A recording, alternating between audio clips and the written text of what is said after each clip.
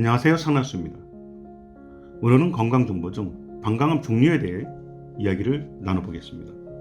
방광 내시경 수술 후 조직검사에서 대부분 방광암 환우분들과 가족분들은 폐쇄성 방광암인지 근치민성 방광암인지 정도를 확인한 후 병기가 어떻게 되는지 이 정도 물어보시는 경우가 많아요.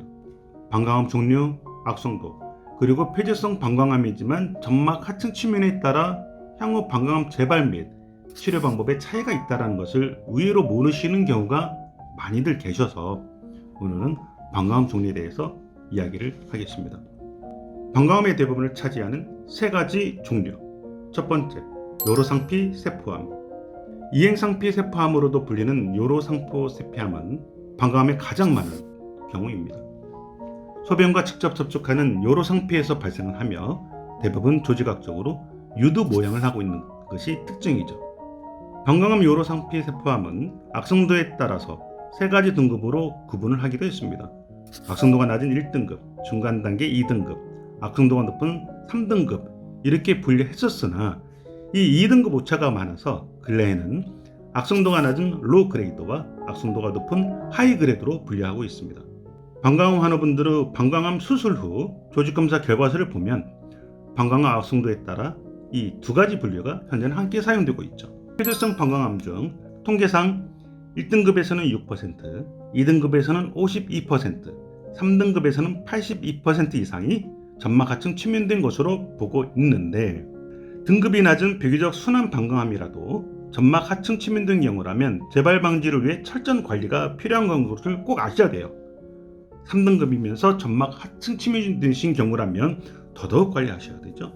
방광암 종류 두 번째, 편평상피 세포암 중 방광암 종류 중에서 요로상피 세포암 방광암에 비해 악성도와 치밀성이 아주 높은 방광암입니다.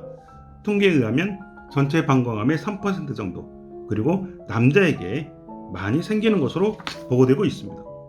여러 방광암 종류 중 평편상피 세포암의 예후가 좋지 않은 이유에 대해서는 의학계에서는 발견이 늦어서서 조기 치료할 수 있는 기회를 놓치기 때문이다라고 하는 이야기도 있습니다.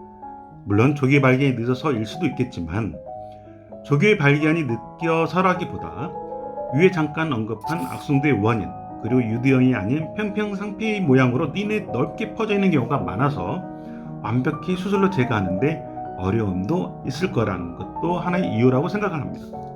방광암 종류 세 번째, 선암. 선암이란 샘세포에 생긴 암을 말합니다.